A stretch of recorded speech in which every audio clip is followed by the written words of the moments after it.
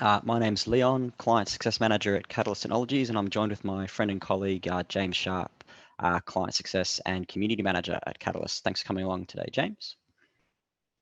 Thanks, Leon. It's really exciting to be here on day 2 of iluminr Week. Exactly. It's been a great week with some awesome conversations. Today's earlier session, facilitated by Marcus Vaughan, looked at the potential what's coming soon in the world of resilience and response as we come to the end of 2020, ongoing impacts of COVID-19, lessons we can take out of it, but also carry forward as we start thinking about varied event response moving into the new year. In today's session, guys, we're looking again at critical event technology. In the customer success space, James and I constantly work with clients both to implement, onboard, and also support throughout their use of critical event tech to support their teams and organizations. We're going to be playing a bit more of a scenario to the use of things like iluminr, which can help you proactively monitor and be made aware of these situations before they get a little bit too far down the response chain. And then we're also going to delve into the what next once you know what's going on. So things about notification to your people, that initial assessment phase to make sure you've got the right resources on board, really simple but also powerful tools for gathering and managing your information, and then that final wrap up of effective communication both out and in to that response team. We do have a dedicated time slot at the end of this 30-minute session, so we will make sure that we'll try to keep it on time for you. If you have any questions, please jump into the Q&A panel. James and I will then look to address them towards the end of the session.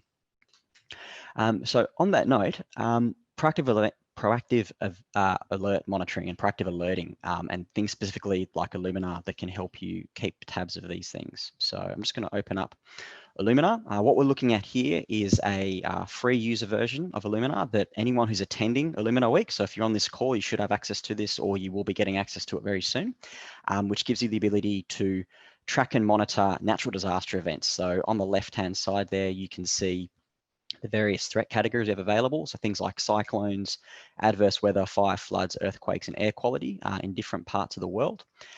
Just reiterating what we covered off yesterday, there is a dedicated space on our knowledge base that talks about what feeds are available in what regions. And this is something that will be continually grown as we progress throughout time and potentially looking to include other threats in the future too.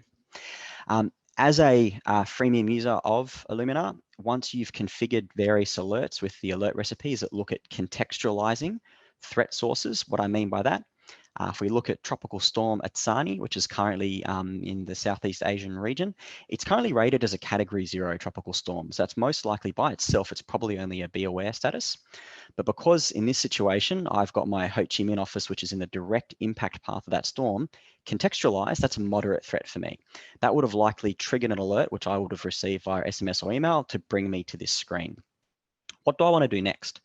From here, I might go, okay, before I make any big decisions, I might want to bring in another person. So as an iluminr user, you have the ability to invite new people to this instance. So for example, I can add in my colleague James, who may or may not have access to the tool, and invite him so he's able to, once he gets that invite, he's able to log in, be brought to this exact same view and start helping me make my next decision. And just to reiterate, there's no limit to how many people you can add, is there, Leon? No, so even in the free instance, you can bring anyone that's relevant to the situation who might need to know or benefit from seeing what's going on to bring into that situation. Free seat, free license, have fun, make sure you've got the right people in there.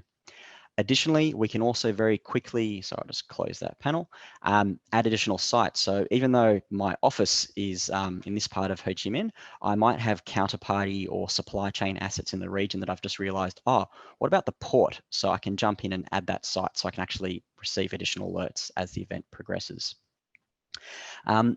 From here, my next logical step might be, let's just learn a bit more about the storm. So any activity feeds that we get from the source that's providing this information to iluminr will be tracked in the threat panel left-hand side. So here at the moment, we've just got the fact that this threat was broadcast. Tropical storms, I'm not mistaken, come from NOAA, the Northern Oceanic Atmospheric Agency out of the US that track these things globally. And from here, I can see my impacted site. And I might want to, in the first instance, maybe just get an all staff message out to say, be aware there is a potential storm coming our way. This may impact you in the next few days.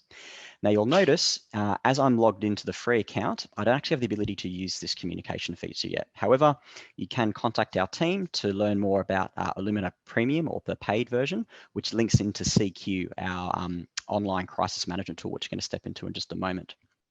Likewise, if I want to start commencing my response activities, I can initiate an event which creates an event room or event workspace where I can start tracking, recording my information. Again, this is a paid feature that links in directly to CQ, which let's see how that plays out now. So I'm just going to go to a different version. Excuse me, different screen. Here we are. So I'm in my paid version now, and I've got Tropical Storm Atsani over here. First thing that jumps to my mind in terms of making sure we're letting the right people know about what's going on, I'm going to send out a quick broadcast message. That might be storm warning. I might have a pre-worded message template to make my life a bit easier, so I don't have to think about the entire message in detail. So I'm going to say tropical storm Atsani may impact, and right now we're worried about Ho Chi Minh and potentially Hong Kong. Ho Chi Minh and officers. And here I'm just getting a bit of a word of warning out to the relevant people to say you might receive additional communication and kind of be in a bit of a state of readiness. When we're communicating, we can send it to dedicated teams, or we might have a variety of custom contact groups, which we can curate based on office location, business unit, region, whatever you choose. And this can also link into your corporate Active Directory to make sure it's up to date with the right people at the right time. So I'm going to message my Ho Chi Minh team. I can choose what channel they're going to receive this. As it's the early stages and just being a bit proactive, I'm going to do both email and SMS. Quick preview to make sure I'm happy with the message, and away it goes. My next step here is to actually commence my response. If I select initiate event from the threat panel relating to that particular incident, it will pull through a lot of the details for me already. So I'm just going to say updated. Pull through some of the activity log information, and I can choose which sites I want this to relate to as we start responding. And you'll notice as we're in the paid version of iluminr here, I don't have that restriction. I can just create my event workroom. When we're taken to the event workroom, we're now moving across into the CQ space of the platform. So CQ, as I mentioned, this is an online crisis management solution that's been in market for a couple of years now, and constantly refining in terms of making sure it's able to very simply support any element of your organization across the board, be it regionally or hierarchically, in terms of a central coordinated approach to responding and looking to stabilize situations as soon as possible. In a fresh event room, there will be a couple of prompts to say, do you know how severe the situation is? Do you know what the impacts are? And have you got the right people in your team to start responding to the incident? So I'm just going to jump into one that we prepared a bit earlier, just in the interest of time, because I don't want to take too much time out of your day, and work through what some of those results might look like. So in this event workroom I'm looking at, Tropical Storm Atsani Mark 1, let's call it. And just pointing out, you noticed how I was able to switch between it. CQ supports a multi-event response capability. So you can have a variety of incidents underway with different teams across your organization, across the globe, either working together or independently, but it's all being trapped in one location within CQ. When I say trapped, I mean the data is being recorded automatically for you. Perfect example, the unfortunate reality of 2019, 2020. I'm going back a bit too far. 2020, COVID has been around for the better part of the year. So we've got a prolonged activity log in there of all the things my organization's been doing to respond to it. But I'm also able to respond to these unique, fast-moving incidents like a tropical cyclone. Incident assessment tool. This is a little gauge that is completely configurable to make sure it's aligned to your organization's thresholds, a bit like our alert matrix that we see in iluminr, that is designed to provide a bit of support around what resources do we need to proactively or effectively respond to this situation. So here we can see that I conducted an assessment earlier that responds in a stay alert rating. Impact assessments. James, I might let you talk to this one a little bit more detail. Yeah, thanks, Leon. So once we've identified the severity, so we've got two little keys there that have helped us out. So we've got the moderate assessment that was given to us by our contextual engine, and then we've conducted a quick incident assessment, and we know that based on the information we have, we're at a stay alert level.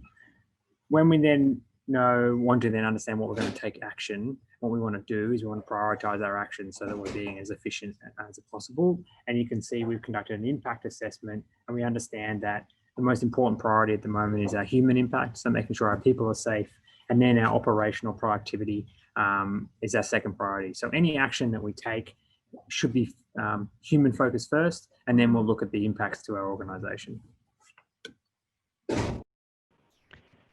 Fantastic. From here, we may also choose to start officially activating resources to respond to the situation. So obviously myself and James are already in the environment, so we're already here.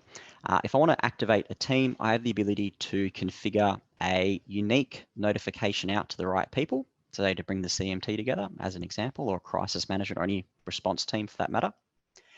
And any user you've got logged in CQ is allocated to a particular team. In this situation, we've just got one response team, and we can choose to send an activation message out, a lot like that warning we saw earlier.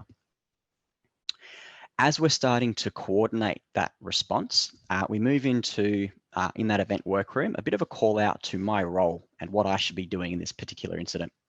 So if we look at our team structure now, for Catalyst, it's a pretty small response team, but in other organizations, you might have 6, 8, 9 roles, even 10 in a particular stage of your response structure. And you can have various teams, all of which is configurable to align to either existing response frameworks you've got in place, or to help drive you towards establishing those for organizations that are along that journey. In here, I'm currently the people person. We can see I've already completed some actions. So in the My Role playbook or action plan, we're looking at incident agnostic tasks. I call out the term agnostic, something I've been referring to for quite a while in terms of when we're dealing with situations and responding. So we're taking off my customer success hat and putting on my people person hat when I'm responding. There's a couple of things I should do in any given situation. That's where these live. So whether I'm activated for a storm response, a pandemic response, a localized security incident, or even a data breach, there's a couple of things I should be doing as the people person to commence our response activities. Again, all of this is configurable. If we're then moving into our detailed response, CQ does have a cloud document system that's part of it. As CQ sits outside of your environment, you have the ability to install either soft copies of documents, links to other data sources, to provide access to materials that you and your team might need as you're responding to a situation. So think like a data breach playbook or a flood response playbook, even site-based procedural checklists or playbooks that you might need to distribute out. You have the ability through our notification process as we're sending messages out to people. Just as a quick example, playbook attached. We can then include via the attachment feature that checklist to the relevant people on the ground so they can start responding to the situation. Here we can Another way, see, sorry, Leon, I just wanted to extrapolate. Another way that we could do that is, and I want to bring it back to how we can leverage iluminr, is we can also include, say, a link to a document in your initial iluminr alert. So if you'd set up a specific recipe, and we covered yesterday what they look like, that relates to a alert type, going to a specific alert response team, you can attach that playbook to that alert heading out, and it will provide that team with a link to able to access that playbook or action plan on the go based on the potential threat to the organization. So there's some real flexibility with the way that we manage our initial actions across the organization.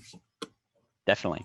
I think something I know when we started talking about the alert recipe concept in iluminr, the potential there to tap into some of those automated workflows is pretty exciting, especially for those of us that are in that coordination sort of role. Just having iluminr or CQ doing that for you as you're dialing into that first meeting, we're really freeing up a lot of those dry, heavy lifting admin tasks and allowing the team to focus very clearly on the stabilization activities and potentially the strategic part or even the operational part of what they're responding to.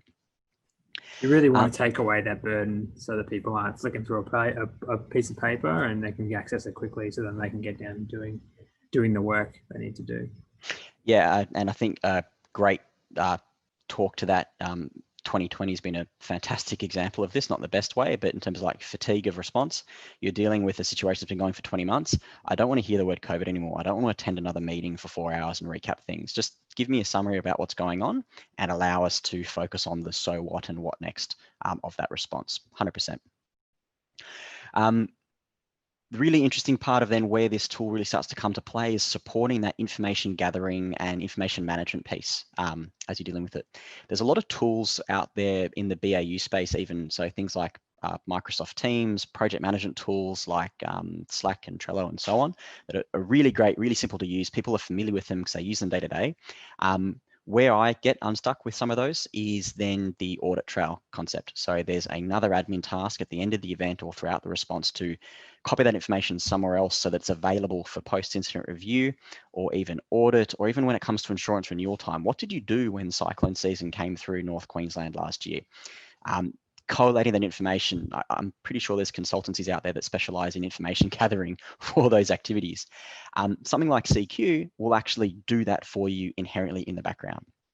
What we're looking at here is one of our virtual whiteboards, which within CQ, we've specialized them and broken them up into 3 categories at the moment. Facts and assumptions. So all the information we are currently aware of, and as we are made aware of it, being able to log that in one place. Issues, forecasting those situations or identifying areas of concern for us to respond to, and then a task board to be able to track and record those activities through to completion, but also link them back to the information and actually close that loop of situational awareness.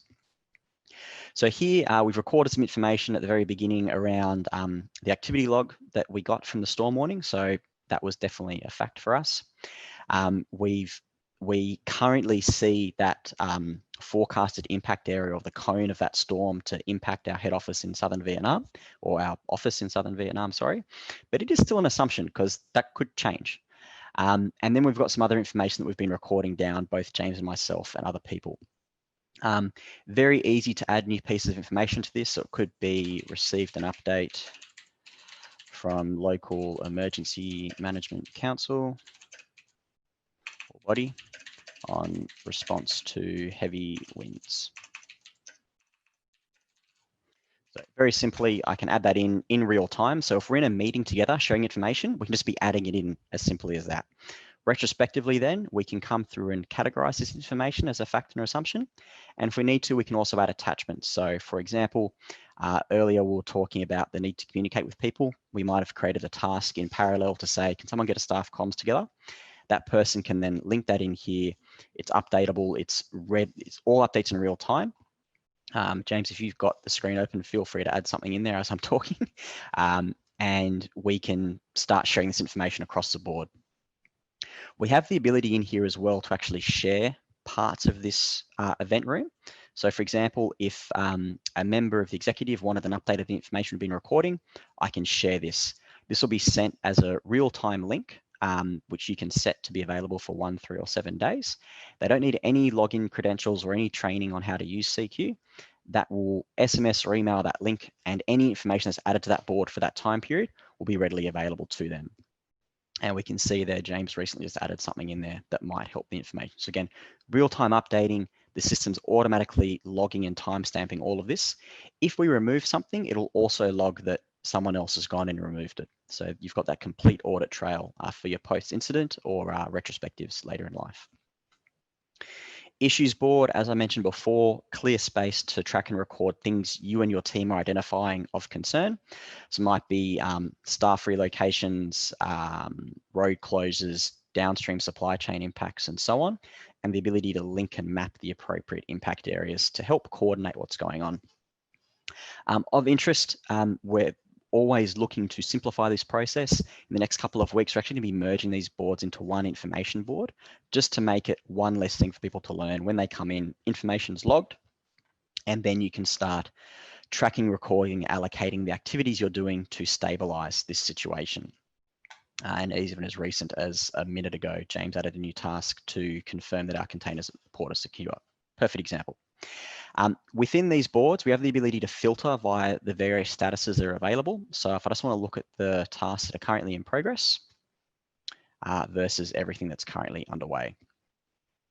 Tasks can then be allocated to anyone in the organization, or you can even add new ones on the fly. So your response team might be 5, 8, 10 people strong, but you might have an organization of a couple of thousand. You don't have to do everything.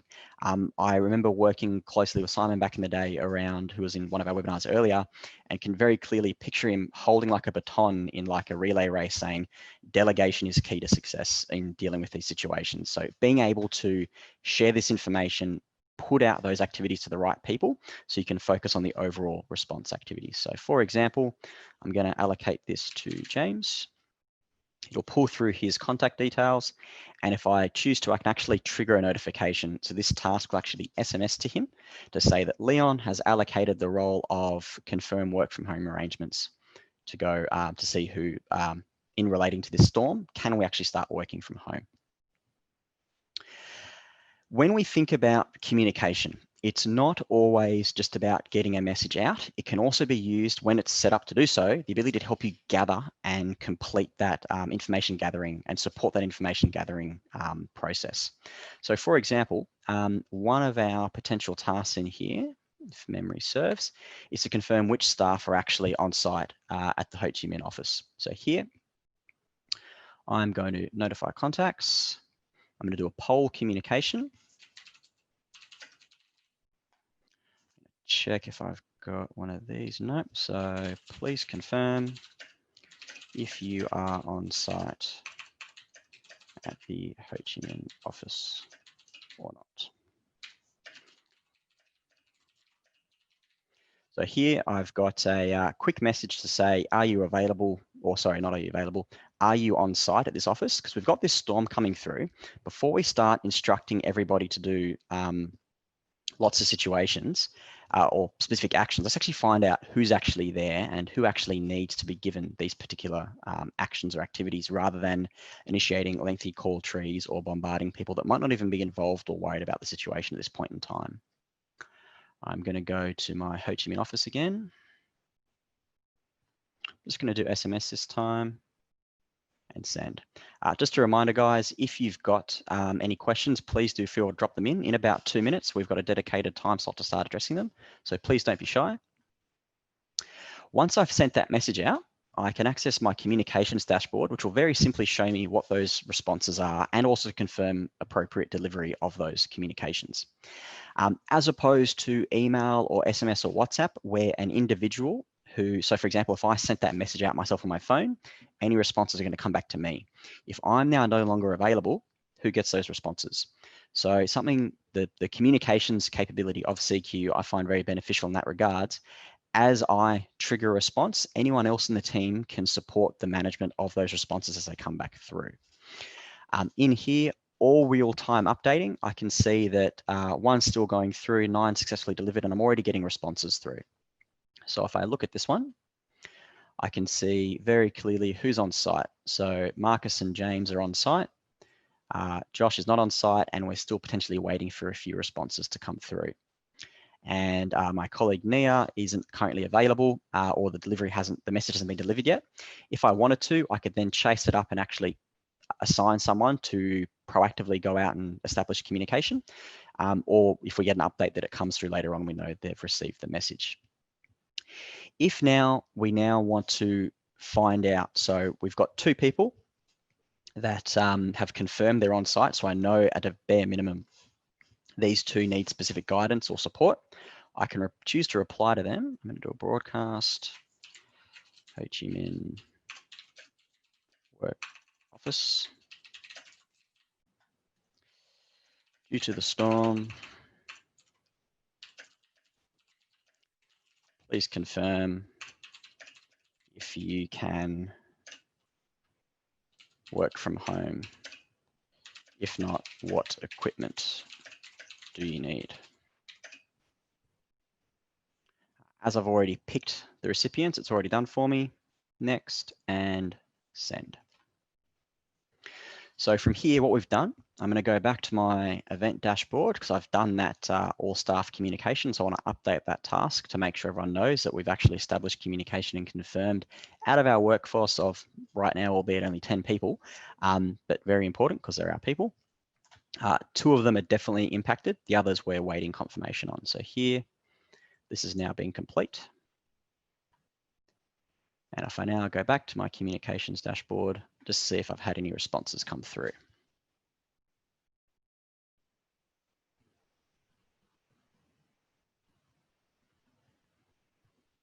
So a little badge icon confirming I've got new information. Marcus is clear and good to go. James just needs access to the VPN. So we can start. We've not only have we communicated out that there was a situation that required their attention, that there may be a change in business operations at the very beginning. We also then use this to validate some information and confirm potential issues and start then specifically addressing those as we look to stabilize the situation. One last thing I just want to talk about while we're talking about the event dashboard, we've all talked about iluminr and its alert capability. These are also tracked in the communications dashboard. So for example, if I was let's call it I was part of the Office of Global Security for my organization, I just want to check who's getting these notifications and what's going on. I can look for a particular threat update. For example, here I can see that James configured a threat alert for air quality for the Hong Kong site, and that in the last couple of days there's been at least 1 notification. So that recipe's been triggered and it's sent out that communication to relevant parties. In this situation, he was the only recipient of that. So we've got validation that alerts are being triggered by the system, but we can also track them to see what are the things based on these recipes that we've set, what's actually hitting that threshold. So have we set our thresholds too high or are they too low based on analyzing that information? Cool. So in terms of what we wanted to talk through in terms of effective communication and actually responding and using this technology to support your response, I'm going to flick it across. We've got a couple of questions sitting in here. So first one, other communication channels. So right now within CQ and iluminr, SMS and email are capable on a global scale. We are about to launch an integration with Microsoft Teams. I'm talking the next couple of weeks. This will be available for existing clients to validate connections within their Active Directories. And you'll have the ability to trigger communications into Microsoft Teams. In the new year, we're looking at additional social media platforms, things like WeChat and WhatsApp. Whole concept being, we want to make sure any user of our solutions have the ability to reach their important stakeholders, be it active SMS users, I live on my computer 18 hours of the day, or I only live in WeChat because of where I'm from and what I like to do day to day. That message, that important message will be received because of that omni-channel approach that's available to you. Got a question here. We've struggled to get teams to download native apps for resilience tools, security tools in the past. How can we ensure take up? Straight up, if you heard Josh's introduction earlier in the week, our CEO, one of our strategic imperatives from a software design point of view is headless technology. What we mean by that is CQ and iluminr are effectively these coordination tools sitting in the background. Key stakeholders like myself, James, and people that I assume are on this session that are in that resilience and response capability or security sort of role, you'll configure and set up these processes, but everyone else is just receiving an SMS or an email. So they're not needing to download an app. They've received the communication. That SMS question I sent out earlier, the 2 users who responded, they just sent an SMS back into the system. So there wasn't a need to be trained on a particular solution or be able to know what's going on. They're just responding to a question. So we're trying to make sure that there's minimal barrier to use, and we're leaning into what you and your team's staff, stakeholders, students in university space, what they're using and where they're living. We can communicate and interact with them, but it's all coordinated and tracked through the likes of CQ, helping you build up that audit trail or post-incident review later on. Last question I've got here just before we call it a day. If we have to rest people during an incident or a critical event, how does CQ iluminr help with changeover? Because everything's being tracked in the one event workspace, the ability to brief people, for example, that share report feature I showed you earlier, where you can share part or all of the event workroom, can help bring people up to speed.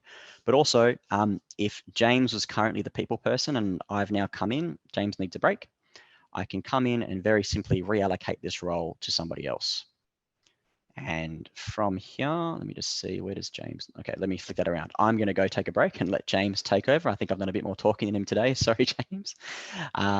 If we reallocate this, James is now the people person for this event. I'm going offline. Everything I've done sitting in the tool though. So all of my tasks, all the information, all my communications are readily available to him as he's got access to the tool to allow that seamless handover. James, anything you think I could, or you'd like to add before we call it a day?